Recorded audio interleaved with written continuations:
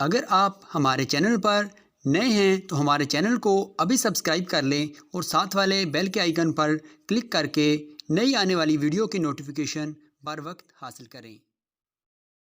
غلامیت، غلام ہونا، وافرن کانا او ناقصن، یعنی کامل ہو رقیت یعنی خالص غلام ہو، او کانا ناقصن یا ناقص غلام ہو۔ غلام کا مطلب جیسے مکاتب، مدبر، اور مکاتب وہ غلام ہے جس کو آقا نے کہا ہو کہ اتنے روپے تم ہم کو کما کر کے دو تو تم آزاد ہو جاؤ گے، تو اس کو مکاتب کہیں گے۔ یا مکاتب کہیں گے، مکاتب جو ہے ناقص ہے، ابھی غلام تو ابھی آزاد نہیں ہوا ہے لیکن آزاد کے مرحلہ میں آ گیا ہے کیونکہ آقا نے اس کو مکاتب بنا دیا ہے۔ اسی طرح مدبر ہے، مدبر وہ غلام جس کو آقا نے کہا ہو کہ میرے مرنے کے بعد تم آزاد ہو، تو اس کو مدبر غلام کہیں گے، تو یہ بھی ناقص ہے۔ ایک خالص غلام ہے، قیل، اس کو قیل کہتے ہیں، خالص غلام کو۔ تو وہی کہتے ہیں رقیت کسی طرح بھی ہو، چاہے ناقص ہو چاہے کامل ہو، ہر حال میں وہ اپنے مورث کے ترکے سے محروم رہے گا وہ غلام۔ اگر اس کے والد آزاد ہیں اور وہ لڑکا غلام ہے تو اپنے والد کے ترکے میں سے حصہ اس کو نہیں ملے گا جب تک کہ غلامیت باقی رہے گی۔ غلامیت خواہ کامل درجے کی ہو یا ناقص درجے کی ہو۔ ناقص کی میں نے دو مثالیں دی، جیسے مکاتب اور مدبر یہ ناقص ہے، اور قل یہ خالص غلام ہے۔ دوسرا سبب والقتل الذي يتعلق به وجوب القصاص او الكفارہ، وہ قتل جسے قصاص یا کفارے کا وجوب متعلق ہے، یعنی جس قتل کی وجہ سے قصاص یا کفارہ لازم آتا ہو، اس بنیاد پر وہ وارث جو ہے مورث کے ترکے سے حصہ نہیں پائے گا۔ مثال کے طور پر بیٹے نے اپنے باپ کو قتل کر دیا تو یہ بیٹا، قاتل بیٹا وارث نہیں ہوگا۔ یا باپ نے اپنے بیٹے کو قتل کر دیا تو بیٹے کے ترکے میں سے باپ کو حصہ نہیں ملے گا، یعنی قاتل کو حصہ نہیں ملتا ہے۔ اور یہ قتل چاہے قتل عمد ہو، قتل شبہ عمد ہو، قتل خطا ہو یا قتل شبہ خطا ہو، اس میں بعض صورت میں قصاصاً واجب ہوتا ہے، قصاصاً قتل کیا جاتا ہے قتل عمد، اب بقیہ صورتوں میں کفارہ لازم آتا ہے۔ تو یہ ایک اصول بیان کر دیا کہ وہ قاتل جس کے قتل کی وجہ سے قصاص یا کفارہ لازم آتا ہو تو اس کو جو ہے ترکہ نہیں ملے گا، وہ محجوب رہے گا، وہ اس کو محروم رہے گا وہ۔ تیسرا سبب کیا ہے؟ اختلاف الدینین، دونوں مذہب کا الگ الگ ہونا۔ ایک مسلمان ہے دوسرا کافر ہے تو ایک دوسرے کا وارث نہیں ہوگا۔ مثال کے طور پر مسلمان جو ہے باپ ہے اور بیٹا جو ہے کافر ہے، تو یہ کافر بیٹا اپنے مسلمان باپ کے ترکے میں حصہ نہیں پائے گا۔ اسی طریقہ سے باپ کافر ہے اور بیٹا مسلمان ہے تو باپ کافر اپنے مسلمان بیٹے کے ترکے سے حصہ نہیں پائے گا۔ دونوں کا مذہب الگ الگ ہے، اختلاف الدینین، یہ تیسرا سبب ہوا۔ چوتھا ہے اختلاف دارین، یہ کافروں کے حق میں ہے، مسلمان کے حق میں نہیں۔ دو ملک کا باشندہ، الگ الگ ملک کا رہنے والا، دو باشندہ الگ الگ ملک کا رہنے والا ایک دوسرے کا وارث نہیں ہوگا، یہ کافر کے حق میں ہے، مسلمان کے حق میں نہیں ہے۔ مثال کے طور پر ایک جو ہے نیپال میں رہتا ہے، یہ دارالحرب ہے، ایک امریکہ میں رہتا ہے ایک وارث، تو اگر نیپال میں باپ رہتا ہے، اس کا بیٹا امریکہ میں رہتا ہے، اب وہ کافر ہے تو ایک دوسرے کا وارث نہیں ہوگا، ہے نا۔ یا امریکہ میں جو رہتا ہے اس کا رشتہ دار نیپال میں ہے اور امریکہ میں جو انتقال کر گیا اس کا رشتہ دار نیپال میں ہے، تو نیپال والی رشتہ دار اس میں حصہ نہیں پائیں گے دونوں کا ملک الگ الگ ہونے کی وجہ سے دونوں دارالحرب کے ہیں، اور یہ کافروں کے سے متعلق ہے یہ صرف چوتھا. تو اما حقیقتاً یعنی دو دار حقیقی اعتبار سے الگ الگ ہو، ہے نہیں، جیسے حربی اور ذمی. دارالحرب کے رہنے والے کافر کو حربی کہتے ہیں، اور ذمی دارالاسلام کے رہنے والے کافر کو ذمی کہتے ہیں. وہ ٹیکس دے کر کے دارالاسلام میں رہتا ہے، وہ کافر مستقل عارضی نہیں، تو اس کو ذمی کہتے ہیں. تو دیکھیے یہ ذمی جو ہے دارالاسلام کا رہنے والا ہے کافر، اور ایک حربی جو ہے دارالحرب کا رہنے والا کافر ہے. تو یہ دونوں ایک دوسرے کے وارث نہیں ہوں گے. او حکمن یا حکمن دار الگ الگ ہو، کل مستعمل و ذمی، جیسے مستعمل ہے اور ذمی ہے. مستعمل جو عارضی طور پر امن لے کر کے دارالاسلام میں آیا ہو، عارضی ویزا کے ساتھ، سال، 1.5 سال، 6 مہینہ، 2 مہینہ کے لیے جو ہے وہ کافر جو دارالاسلام میں عارضی ویزا کے ساتھ آیا ہو تو اس کو مستعمل کہیں گے، اور ذمی اس کافر کو کہیں گے جو مستقل طور پر دارالاسلام میں رہتا ہو، اس کو ذمی کہیں گے. تو دیکھیے حکمن ہے تو ایک ہی ملک میں دونوں، دارالاسلام میں مستعمل بھی اور ذمی بھی، لیکن دونوں الگ الگ ہیں. یہ مستعمل واپس چلا جائے گا دارالحرب میں، دارالاسلام سے، اور ذمی جو ہے دارالاسلام میں مستقل رہے گا. تو حکمن جو ہے دونوں الگ الگ ہے فی الحال ابھی ایک جگہ ہے، لیکن ایک دوسرے کا وارث نہیں ہوگا. مستعمل وہ کافر جو دارالحرب کا، جو دارالاسلام میں عارضی طور پر عارضی ویزا کے ساتھ قیام پذیر ہو، اس کو مستعمل کہیں گے. اور ذمی وہ کافر جو مستقل جو ہے دارالاسلام میں جو ہے ٹیکس دے کر کے رہتا ہو تو اس کو ذمی کہیں گے. تو گرچہ دونوں دارالاسلام میں ہے، ایک ہی ملک بظاہر ہے، لیکن حکمن الگ الگ ہے، اس لیے کہ مستعمل عارضی ہے، اب وہ واپس چلا جائے گا. اویل حربین من دارین مختلفین، یا دو مختلف ملکوں کا دو حربی ہو، جیسے ایک نیپال مان لے دارالحرب اور ایک امریکہ مان لے دارالحرب. تو دونوں کا باشندہ ایک دوسرے وارث ہے، ایک دوسرے کا جو ہے یہ ترکہ نہیں پائیں گے. اگر نیپال کا کوئی انتقال کر جائے تو اس کے وارث جو ہے وہاں امریکہ میں ہے، تو امریکہ والے وارث نیپال والے مورث میں نہیں پائیں گے حصہ. یا امریکہ والا مر جائے کوئی رشتہ دار، اور اس کا رشتہ دار نیپال میں ہو تو نیپال والے جو ہے نہیں پائیں گے. دونوں دارالحرب ہے اور دونوں الگ الگ ملک ہے، دونوں کا نظام فوجی نظام الگ ہے، بادشاہت الگ الگ ہے.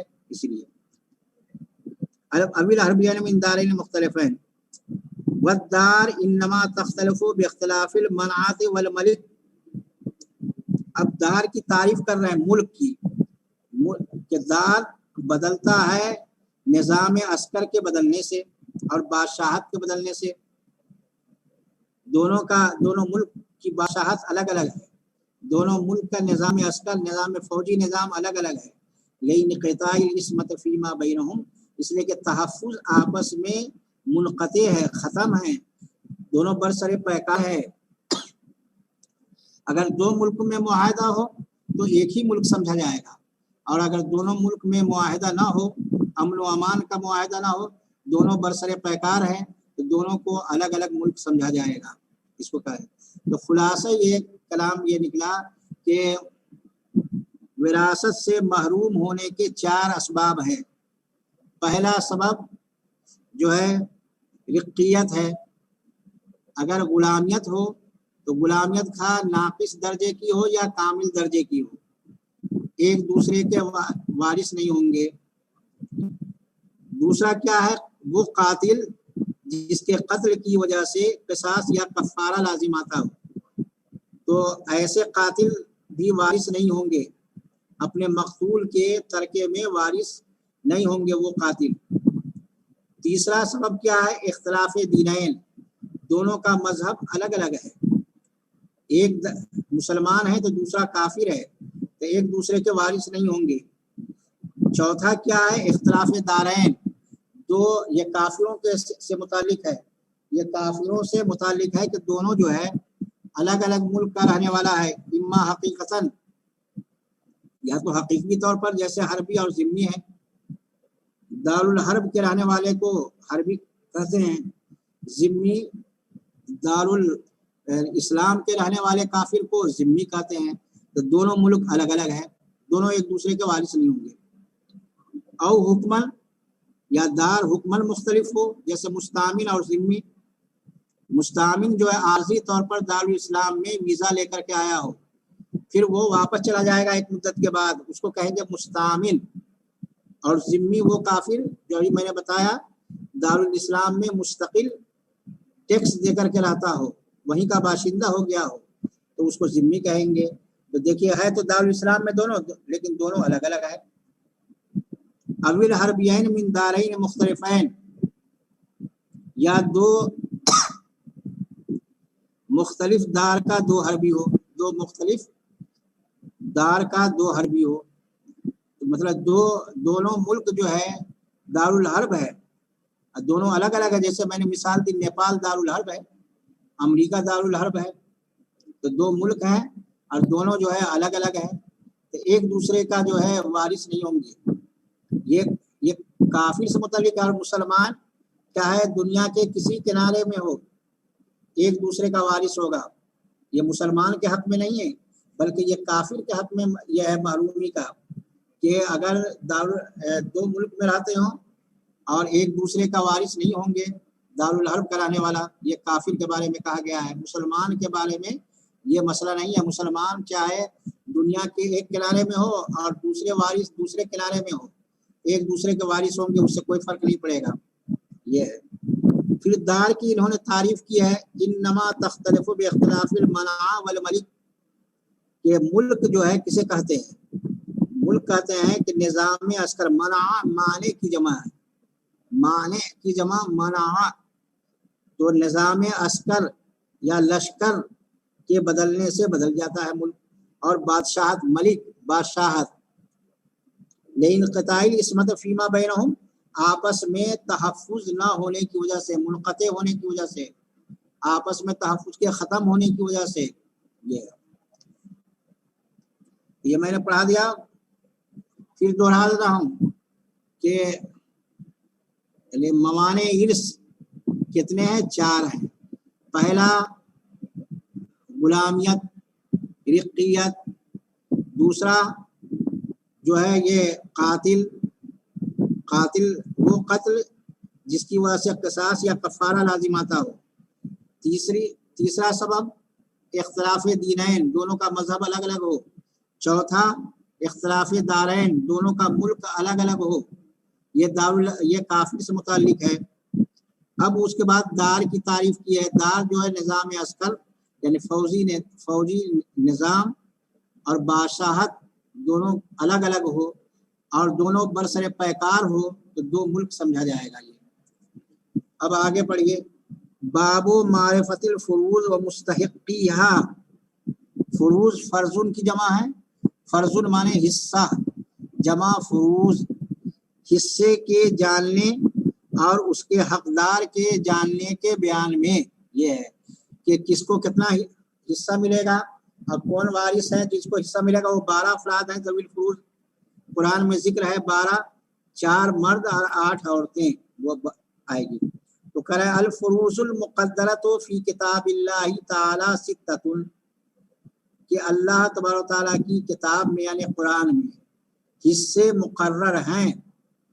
فروض مانے حصے، اب مقدرہ متعینہ، مقررہ، یعنی قرآن مجید میں حصے متعین ہے، مقرر ہے۔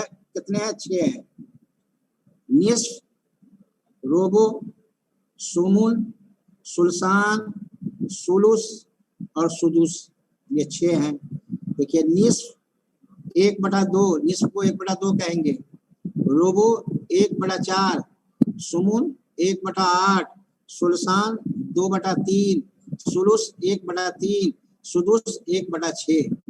یہ 6 حصے قرآن میں مقرر ہیں وارثوں کے۔ ان 6 میں سے کوئی نہ کوئی حصہ ملے گا، یا تو کسی کو نصف ملے گا، یا کسی کو ربع ملے گا، یا کسی کو سمن ملے گا یا کسی کو سلسان ملے گا یا کسی کو سلس ملے گا یا کسی کو سدس ملے گا. ان 6 میں سے کوئی نہ کوئی ملے گا. یہ تو نصف کو 1/2 کہیں گے, روبو کو 1/4 کہیں گے, سمن کو 1/8 کہیں گے, سلسان کو 2/3 کہیں گے, اور سلس کو 1/3 کہیں گے, اور سدس کو 1/6 کہیں گے. اتنا سمجھ گئے. اس کے بعد 2 لفظ اس میں آتا ہے تضعیف و تنصیف کہ ڈبل کر کے اور آدھا کر کے. تو اس میں 2 کالم ہے. دیکھیے نصف روبو سمن 1 کالم, دوسرا کالم ہے سلسان سلس سدس. تو آپ دیکھیے سمن الگ تصریف ڈبل, تو ادھر سے کیجیے سمن کا ڈبل روبو, روبو کا ڈبل نصف, اور تنصیف کا آدھا, تو نصف کا آدھا روبو, روبو کا آدھا سمن. مثال کے طور پر دیکھیے 24 ہے, 24 عدد ہے, 24 روپیہ مان لیے. 24 روپے کا سمن کتنا ہوگا 3, 8واں حصہ کتنا ہوا 3. 24 کا 8واں حصہ 3 اور چوتھا حصہ 6 اور آدھا حصہ 12 ہوا 24 کا. تو دیکھیے سمن 24 میں سے سمن جو ملا ہے 3 اور روبو ملا ہے 6 اور نصف ملا ہے 24 میں سے 12. تو دیکھیے 3 کا ڈبل 6, 6 کا ڈبل 12 یہ ہوا. اور اسی کو آدھا کیجیے 12 کا آدھا 6, 6 کا آدھا 3. اسی طرح سلسان جو لیجیے سلسان سلس سدس, سدس کا ڈبل سلس, سلس کا ڈبل سلسان, اور سلسان کا آدھا سلس, سلس کا آدھا سدس. یہ تنصیف ہوا. اسی کو 24 پر لے لیجیے. 24 کا سدس کیا ہوا 4, 24 میں سے چھٹا حصہ جو ہوگا وہ 4 ہوگا, اور سلس ہوگا 8, سلس ہوگا 8 24 کا, اور سلسان ہوگا 16. 2 سلس ہے, 1 سلس ہے تو ڈبل سلس 8 دونا 16.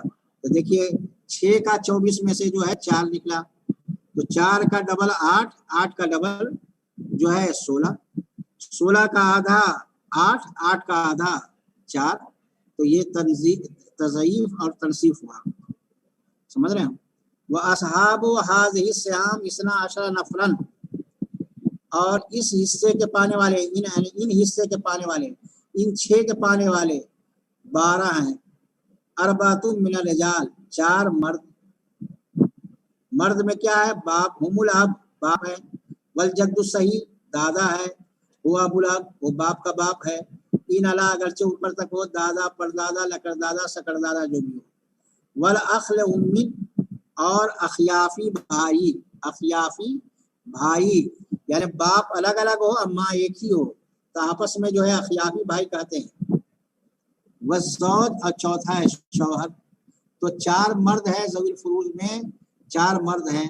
پہلا کیا ہے یہ ہے باپ ہے, دوسرا دادا ہے, تیسرا اخیافی بھائی ہے یعنی ماں شریک بھائی, اور چوتھا جو ہے وہ یہ شوہر ہے. یہ 4 ہے. وسمانی من النساء, 8 عورتوں میں سے ہے. 8 عورتوں میں سے کون ہے زوجہ, ہن زوجہ, دوسرے نمبر پر بنت لڑکی, تیسرے نمبر پر بنت الابن پوتی, وہی سفلت اگرچہ نیچے تک ہو. والاخت لابن امین, اور یہ جو ہے یہ سگی بہن. والاخت لابن اللاتی بہن, اللاتی بہن کا مطلب یہ کہ ماں الگ الگ ہے باپ ایک ہی ہے تو آپس میں اللاتی بہن ہے. والاخت لامین اخیافی بہن, اخیافی بہن ابھی جو میں نے بتایا کہ ماں ایک ہو اور باپ دونوں کے الگ الگ ہوں, اخیافی بہن. والام ماں, والجد سیہ, اور دادی نانی. جد سیہ میں دادی بھی شامل ہے اور نانی بھی شامل ہے, اور جد سیہ کی تعریف خود صاحب کتاب کر رہے ہیں. وہی التی لا يدخل فی نسبت علی المیت جد فاسد, کہ وہ جو ہے میت سے رشتہ جوڑنے میں نانا کا واسطہ نہ ہو. جد فاسد مانے نانا, نانا کے واسطے سے نہ ہے تو وہ جد سیہ ہے. جد سیہ میں نانی اور دادی دونوں شامل ہے. یہ تو کہہ رہے ہیں کہ اصحاب فرائض یعنی 12 ذوی الفروض, ذوی الفروض بھی کہتے ہیں, اصحاب فرائض کہتے ہیں, وہ 12 ہے. 4 مرد ہیں اور 8 عورتوں میں ہیں. चार मर्द में क्या है, बाप है, दादा है, अखियाफी भाई है और शौहर है, ये चार मर्द हुए। 8 औरतों में जो है बीवी है, बेटी है, पोती है और सगी बहन है, अल्लाती बहन है, अखियाफी बहन है, माँ है, जद्द सहिया है, यानी दादी नानी दोनों। ये जो है कितने अफराद हुए। तो जद की पहले देखिए, जद्द सही आएगा, जद्द फासिद आएगा, जद्द सहिया, जद्द फासदा। जद्द सही किसे कहते हैं कि मय्यत से रिश्ता जोड़ने में माँ का वास्ता ना हो, माँ का वास्ता माँ का वास्ता ना हो, उसको जद्द सही कहते हैं। अगर माँ का वास्ता है तो जद्द फासिद है, नाना, माँ ही के वास्ते से नाना है। और जद्द सहिया के मय्यत से रिश्ता जोड़ने में जद्द फासिद हायल ना हो तो उसको जद्द सहिया कहते हैं। और जद्द फासिद अगर हायल हो तो जद्द फासिदा उसको कहेंगे। जैसे ये नाने की माँ वगैरह, नाने की दादी, ये सब है जद्द फासिदा। तो जद्द सही, जद्द फासिद, जद्द सहिया, जद्द फासिदा। फिर सुनिए, जद्द सही कि मय्यत से रिश्ता जोड़ने में जो है माँ का वास्ता ना हो तो उसको जद्द सही। अगर माँ का वास्ता है तो जद्द फासिद। और जद्द सहिया कहते हैं कि नाना का वास्ता ना हो, जद्द फासिद का वास्ता ना हो तो जद्द सहिया, अगर नाना का वास्ता हो तो जद्द फासिदा।